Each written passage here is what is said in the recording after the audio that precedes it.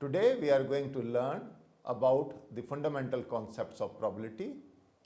After learning this module, you should be able to understand the basic concepts of probability, explain the different ways of assigning probability, understand and apply marginal, union, joint and conditional probabilities. You should also be able to understand how to select appropriate law of probability to use in solving problems. We would solve some problems using the law of probability, including the law of addition, the law of multiplication and the law of conditional probability. Then we would revise probabilities by using Bayes' rule. So let me introduce the concept of probability, that what is the need to study probability, why do we do it, and what do we gain out of learning this probability. I am sure you know that decision making is an essential part of management. Traditionally, the complexity of business environment necessitates the business decisions to be tested or to be based upon data which show relationships, indicate trend, and show rates of change in various relevant variables. Secondly, decision making in business involves uncertainty. For example, what is our current market share? Which stocks will increase in price over the next year? These are some of the questions which are almost uncertain, but we would like to know. Similarly, can we reduce the number of defects produced by any manufacturing process? In most of these questions, we do not have definite answers. The decision making is based on uncertainty. But data can help us to answer these questions. The careful generation and analysis of data reduces uncertainty and leads to rapid learning and opportunities for improvement. The utilization of data depends upon whether one is concerned with general decision problems or with inferential problems. General decision problems fall into the scope of statistical decision theory, which we also define as descriptive statistics, while inferential problems or inferential problems belong to inductive statistics.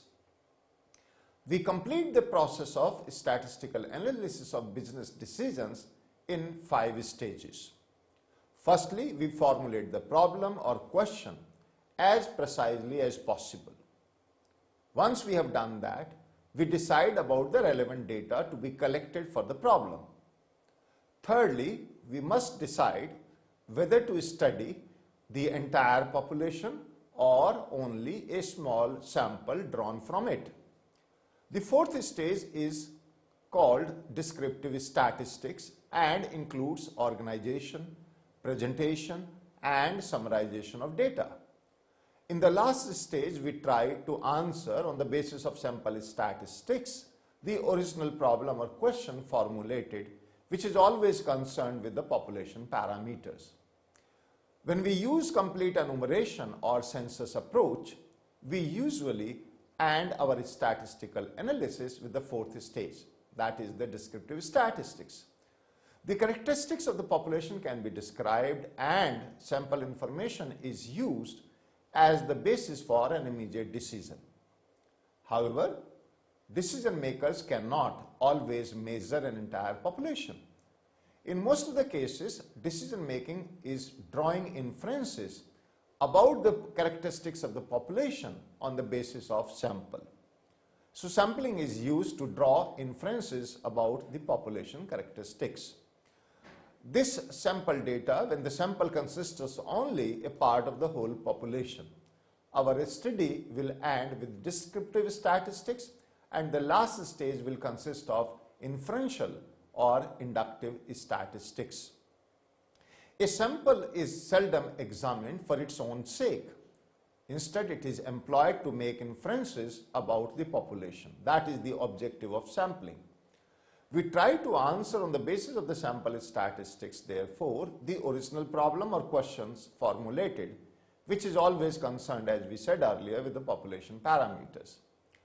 In case of descriptive statistics or descriptive analysis, we are unable to forecast the future with complete certainty, which many times we are interested to do. So some uncertainty is usually associated with our predictions. We simply do not or cannot have all the information required for unambiguous conclusions. That is, the decisions may be sound but not always correct. Sound decisions can be made when the uncertainty can be quantified. So the question may be, how do we quantify? And that is what we are going to learn. So using inferential analysis, there is always a margin of error when we use sample data to estimate the target population. There is uncertainty about how far the sample estimate will depart from the true population. Thus, making inferences based on sample data is always subject to uncertainty. Sampling data may help us to reduce our uncertainty about the state of the nature, but they can seldom eliminate uncertainty in a given decision situation, which means there is always some element of uncertainty when you draw inferences from the sample. So thus what we are saying is that decision making with or without sample data is always with some degree of uncertainties. The central function of a statistics is to develop principles and methods that will help us to make decisions in the face of this uncertainty. So our need is to cope with uncertainty, which leads us to the study and use of probability theory. Probability is a way to quantify uncertainty and provides the key for understanding and the reasoning that leads to appropriate generalizations from sample evidence. So probability theory provides a foundation for the scientific analysis of problems involving uncertainty, and its application enables us to obtain a degree of predictability from uncertain states of nature. Thus, before learning statistical decision procedures, we must acquire an understanding of the probability theory. So in this module, we would discuss that theory of probability, which, as we said earlier, will help us to understand how do we make decisions under uncertainty. So let us try to understand the theory of probability and the meaning of probability. I'm sure now you understand the importance of understanding this concept of probability. In general, probability is the chance something will happen. For example, the probability that India will win a cricket match against West Indies is 30% or 0.30. The probability that it will rain tonight is 80% or 0.80, etc. Probability is the chance or likelihood of occurrence of an event. Probabilities are assignments of numerical values to possible outcomes of random experiments. The probability of an event is viewed as a numerical measure of the chance that the event will occur. So if the happening of the event is certain, in that case, probability is equal to 1. But if the happening of an event is absolutely uncertain, then the probability will be 0. So therefore, probability ranges from 0 to 1, 0 when the event is completely uncertain, and 1 when the event is completely certain. Probabilities are expressed as fractions, for example 1 by 6, 1 by 2, etc., or in decimal forms as 0.167 or 0.50 and let's say 0.87. But these will be between 0 and 1. Why so? I'm sure we have already explained that 0 is for uncertain and 1 is for certain event. So assigning a probability 0 means that something can never happen. And similarly, a probability of 1 indicates that something will always happen. The probability that the sun will rise or tomorrow is close to 1. The probability that you will pass this course without studying is close to 0. So let us understand some of the basic concepts of probability on the basis of what we have said so far. Let us first of all understand what is an experiment. Any act performed under specified conditions is termed as a trial. An act of tossing a coin once is a trial. It is an experiment consisting of one trial. A coin tossed twice under the same conditions is an experiment involving two trials. However, tossing two coins together once is again an experiment consisting of one trial. The process of making an observation or taking a measurement on one or more experimental units is called an experiment. So, experiment is kind of a repeated observation of the same activity, and you observe the outcome of that experiment. We define a random experiment. When in an experiment, all possible outcomes are known in advance and none of the outcomes can be predicted with certainty, such an experiment is called a random experiment. And the outcomes as events or chance events. For example, tossing a coin, throwing a dice, introducing a new product are all examples of a random experiment. Let us learn what is an event.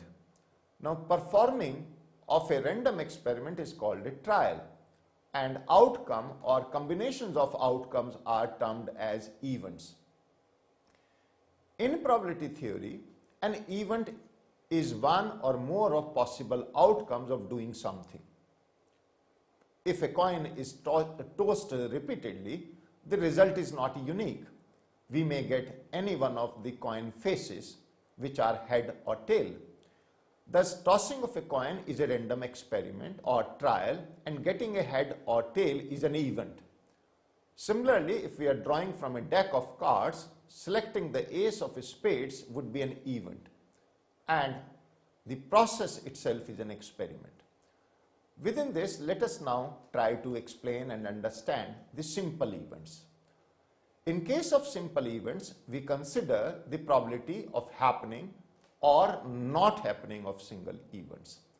Simple event is an event, therefore, corresponding to a single sample point in a given sample space S. Simple event cannot be decomposed further. Let us take an example on this. Let A be the event of getting number 6 by throwing an ordinary die once. Now, this may be written as A equal to 6. It is a simple event. A is said to be a subset of S, where S consists of 1, 2, 3, 4, 5, 6, which are all possible outcomes on the throw of a dice. What is a composite event contrary to simple event? The composite compound event is obtained by aggregating a suitable number of simple events. It is a composite of event consisting of two or more simple events or even compound events. Hence, a compound event can be broken into a set of simple events. Let's again take an example. Suppose, or let C be an event that the number rolled on an ordinary die is an even number. Then this event C can be written as equal to 2, 4, 6. And C is a compound event in the sample space, again consisting of 1, 2, 3, 4, 5, 6. The event C is said to occur if either A or 4 or a 6 is obtained on any single roll of a die. I hope you understand the difference between, therefore, a simple event and a composite compound event. Let us understand another concept, which is of independent events. Now, two or more events are independent events if the occurrence or non-occurrence of one of the events does not affect the occurrence or non-occurrence of the other event. So, we are saying the second event is independent of the first event, or the first event is independent of the subsequent second event, or the third or the fourth event. Similarly, we may have mutually exclusive events. Two or more events are mutually exclusive events if the happening of one event precludes the happening of other events. This means that mutually exclusive events cannot occur simultaneously and therefore can have no intersection in our set theory. So in the toss of a single coin, heads and tails are mutually exclusive events. They cannot happen together. Either you can have a head or you can have a tail. So the probability of two mutually exclusive events occurring at the same time is 0. So suppose a dice is thrown once, and let A be the event of getting an even number and B the event of getting an odd number. The two subsets A of 2, 4, 6 and B of 1, 3, 5, and therefore both A and B have no common elements, and thus we can say that the two events are mutually exclusive. What are these two events? We are saying either getting an even number or an odd number. How do we write this? This we can write down that probability x intersection y is equal to 0.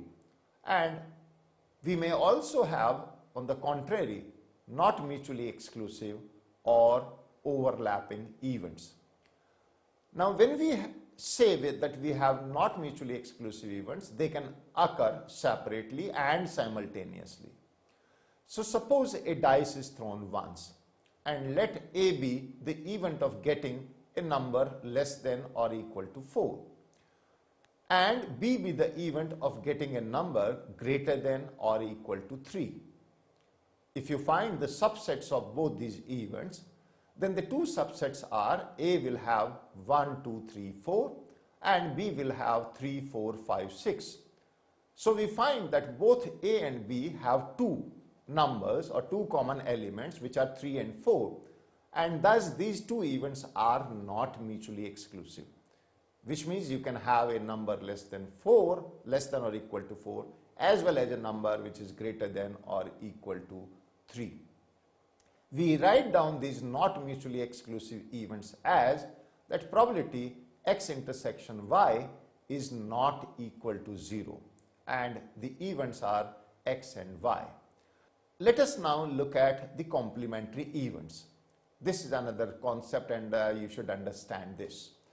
The complement of event A is denoted as A prime and pronounced as not A also.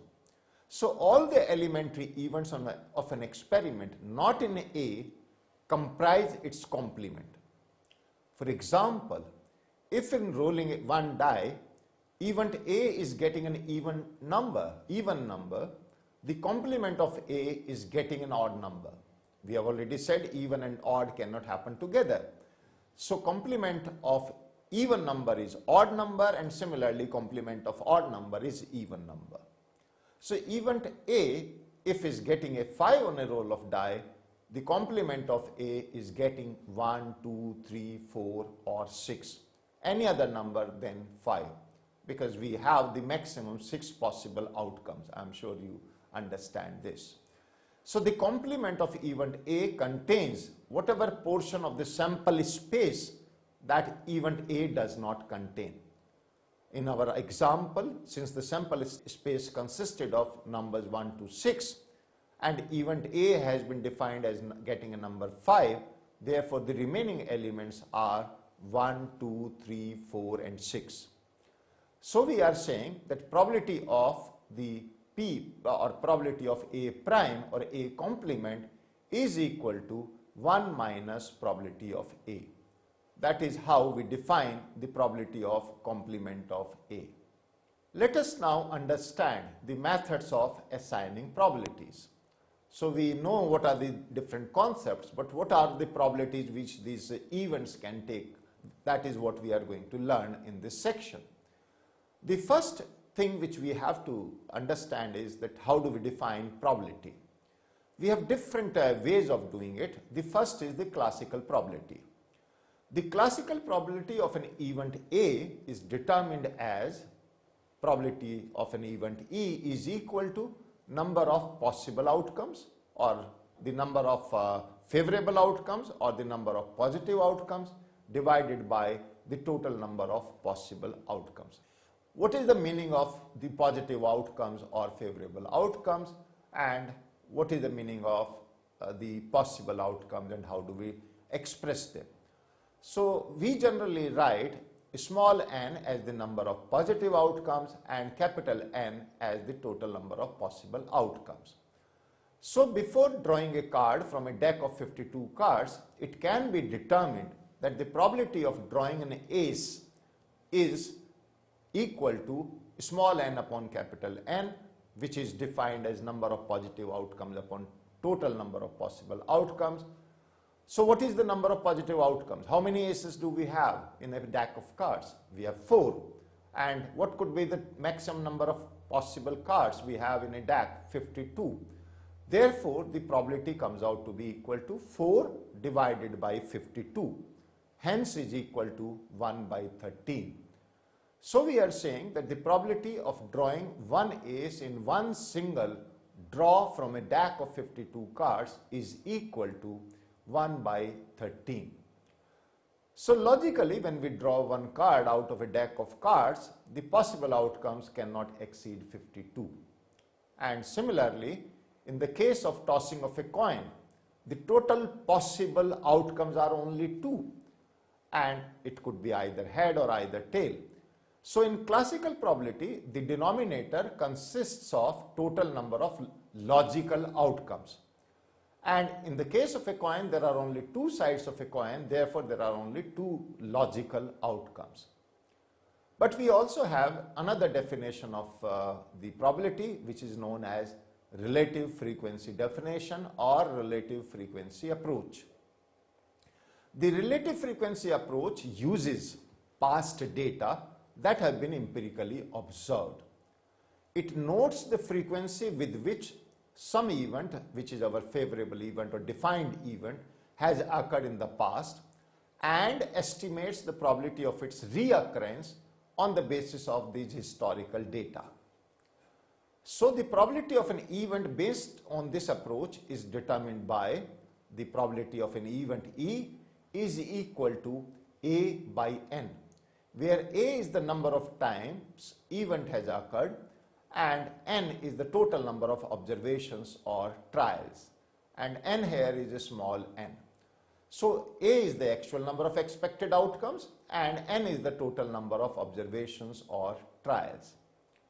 For instance, let's say during the last calendar year there were 50 births at a local hospital.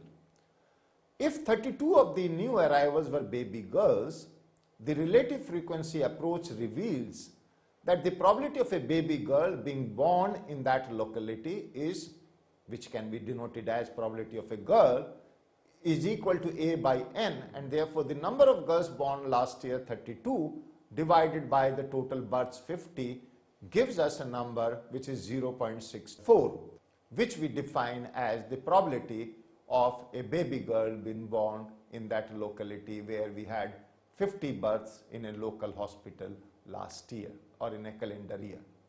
We have the third approach also, which is known as the subjective approach. In the subjective approach, basically we require the assignment of the probability of some event on the basis of best available evidence. Suppose we consider the next cricket match that India and Australia will play. Now, what is the probability that India will win? With the subjective method to assign probabilities to experimental outcomes, we may use any data available with us on the basis of our experience, intuition, personal judgment, etc. Now, these subjective probabilities are assignments of numerical values measuring an individual degree of confidence in the occurrence of that particular event or in the truth of particular proposition after just account had been taken of all relevant information. So it is subjective. It is based upon one's individual own calculations, perceptions, and his own experience and expertise in that particular area. Now, having understood these three approaches, let us look at the different types of probabilities. The first is known as marginal probability. A marginal probability is usually computed by dividing subtotal by the whole, which means an example of marginal probability could be the probability that a person owns a Ford car, a particular brand of car, Ford. Now, this probability is computed by dividing the number of Ford owners by the total number of car owners. So we would have to find out the total owners who own this Ford car and divided by the total number of car owners. Similarly, we define union probability. Union probability is denoted as probability of E1 union E2. I'm sure you know union is a kind of a concept of set theory. So we are using this concept of set theory, where E1 and E2 are two events, and therefore probability of E1 union E2 is nothing but the probability that E1 will occur or that E2 will occur, or both E1 and E2 will occur. So in a way, it is a probability of either E1 or E2 or both. In a company, the probability that a person is a male or a clerical worker is a union probability, because a person qualifies for the union being male or being clerical worker, or by being both. So it could be a male, a clerical worker. Let's have the third concept, which is known as the joint probability.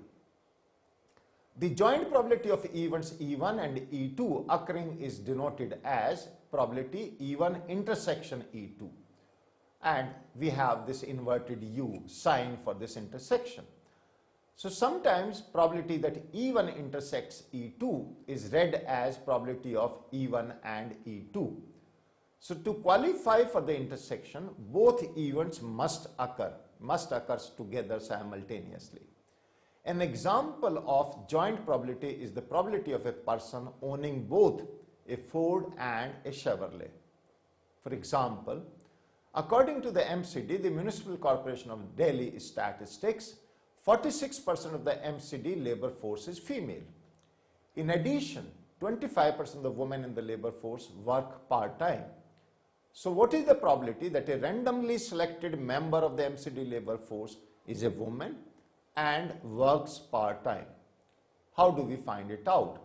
So let's W denote the event that the member of the labor force is a woman. So let T denote the event that the member is a part-time worker. The question therefore is, what is the probability of W intersection T? That is what we have to find out. This is the question mark. We define this probability of W intersection T equal to probability of W into probability of T given W. This is the second part, which is probability T given W. We will elaborate it later, is known as conditional probability. Now, since in our example, the 46% of the labor force is women, therefore probability of W is equal to 0.46. Now, probability of T given W is a conditional probability that can be stated as probability that a worker is a part-time worker given that the worker is a woman. Now, this condition is what was given in our statement, that 25% of the women in the labor force work part-time. Hence, we were given that probability of T given W is equal to 0.25. So, if you combine these two, from there it follows that probability of W intersection T, which we have defined to be equal to probability of W into probability of T given W, comes out to be equal to 0.46 into 0.25 and is equal to 0.115. So it can be stated that 11.5% of the MCD labor force are women and work part-time. Or in other words, if you take out a woman worker who is a part-time, the probability is 11.5%. Let us now go into some more details about this important concept of conditional probability, which we have already defined.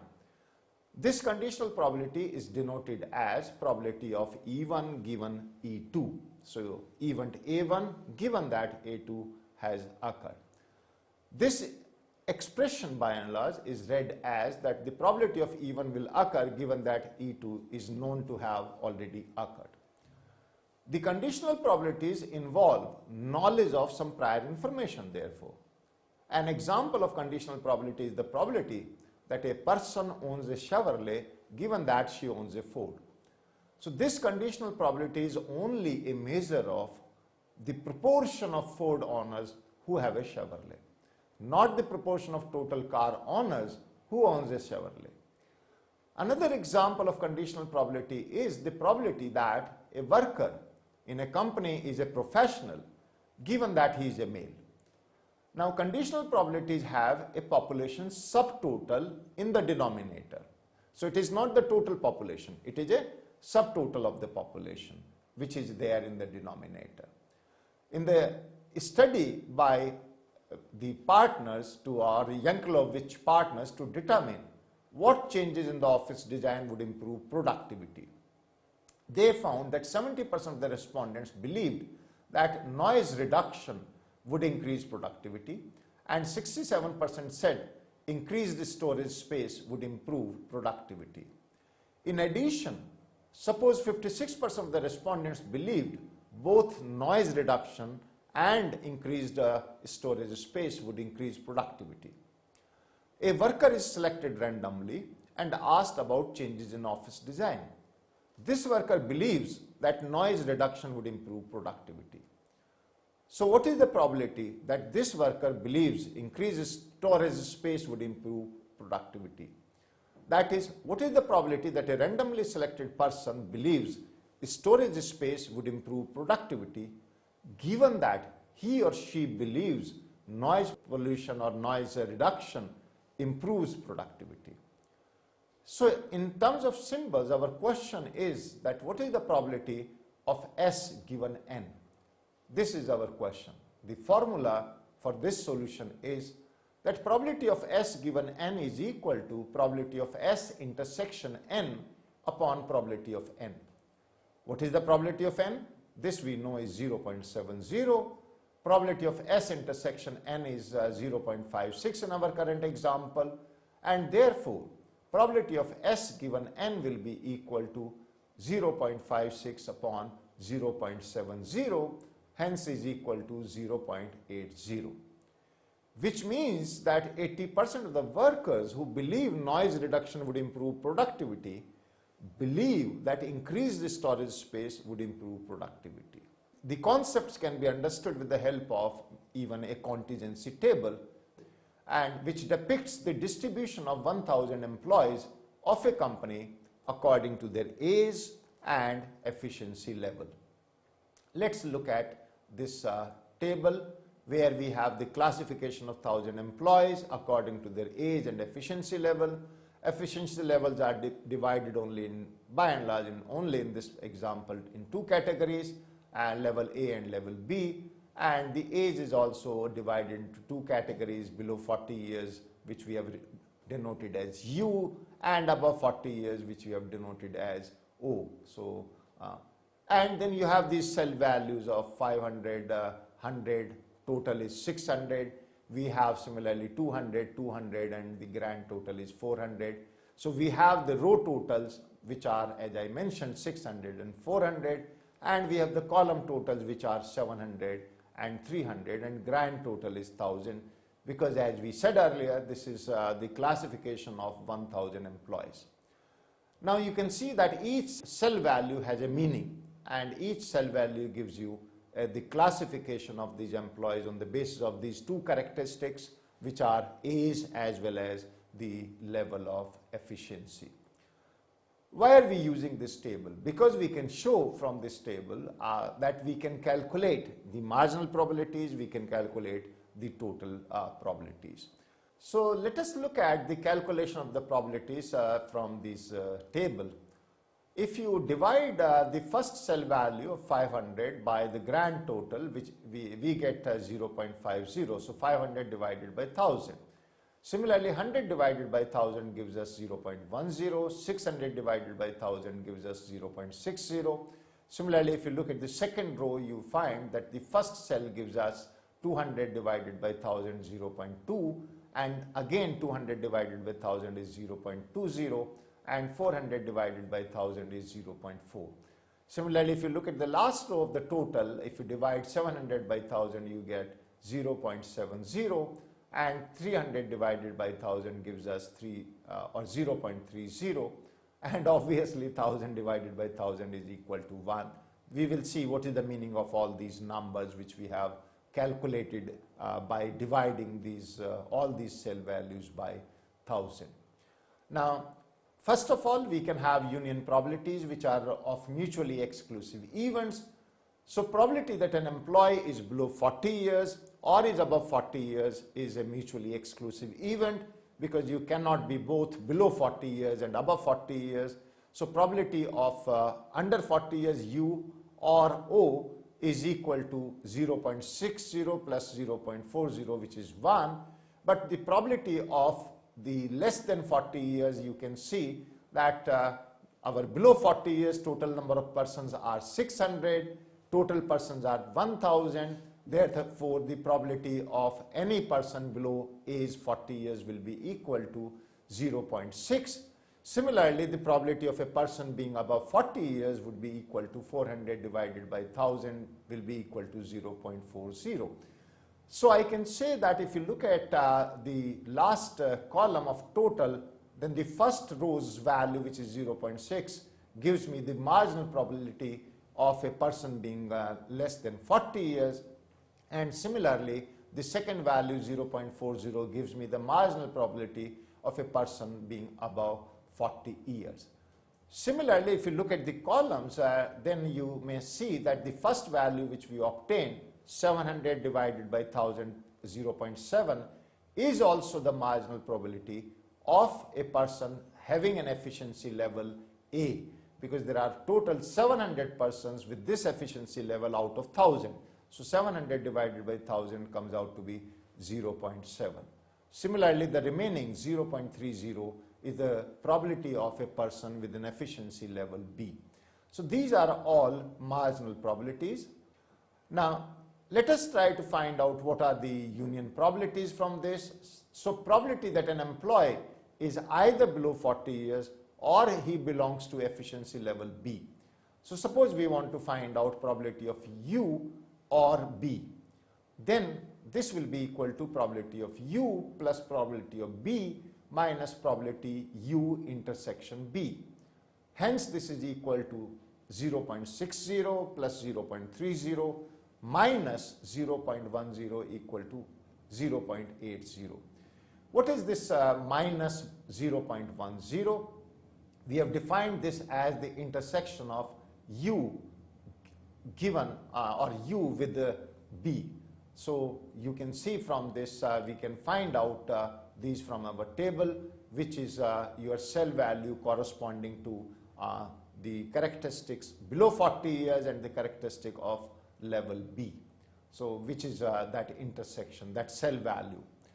Now, we can also similarly define marginal probabilities, as we have already said, that it could be of level A, which is nothing but probability of A. In fact, can also be defined in a different manner, and that is, if you remember earlier I said this probability of A is the sum total, or 700 divided by 1000. But from where did we get 700? This 700 comes from 500 cell value, the first cell value, and the second column cell value, which is 200. So, we can also say that 0.7 comes from 0.50 and 0.20. So, what is this 0.50? Maybe we can define it as probability of A intersection U, and similarly the second probability 0.20 is nothing but probability A intersection O. So, let me summarize this here, and I am saying that marginal probability of A therefore is equal to probability of A intersection U plus probability of A intersection O, which are the two possible outcomes, and we get it equal to 0.70. Let us also find out some joint probabilities. So, suppose we want to find out that an employee is below 40 years, which is U, and belongs to efficiency level A. So, we denote it as probability of U intersection A. As we said earlier, this will be equal to probability of U into probability of A given U. Now, this comes out to be from our table 600 divided by 1000 into 500 divided by 600. So, this is equal to 0.60 into 0.833. hence is equal to 0.49980, which is almost approximately equal to 0.50. Now this is our probability which we have defined as joint probability or of conditional events. Let us now define conditional probability. So suppose we want to find out probability of below 40 years given he is a level A employee. So we already know that he is a level A employee, but we want to know what is the probability that he or she, the person, is below 40 years. Now this probability can be assigned as probability of U given A, and I'm sure you know by now that this is defined to be equal to probability of U intersection A divided by probability of A, and this comes out to be equal to 0.50 divided by 0.70 and is equal to 0.71. So the probability of level A employee given he is below 40 years is equal to let's say 0.71. So what have we learned today in this module? What we have learned is being summarized now. In this module we have learned that decision making in business involves uncertainty. Second thing we have learned is that probability theory provides a foundation for the scientific analysis of problems which I am sure you have seen involves uncertainty, and its application enables us to obtain a degree of predictability from uncertain states of nature. Third, we have learned that there is a need to cope up with uncertainty, and this leads us to the study and use of probability theory. In this module, what we have tried to understand is the meaning of probability, the basic concepts of experiments, events, etc. And we have also understand how do we try to assign probability. We have seen three approaches: the classical approach, the relative frequency approach, and the subjective approach. Now we have also learned that whenever there are more than two events, in business we usually deal with more than two events, we need calculation of probability. To begin with calculations, we have learned, and which we are also going to do maybe subsequently, we will try to understand the concepts of which we have learned partially here, the concept of marginal, union, joint, and conditional probabilities. So I hope we have learned something and there has been some value addition in this module. Thank you.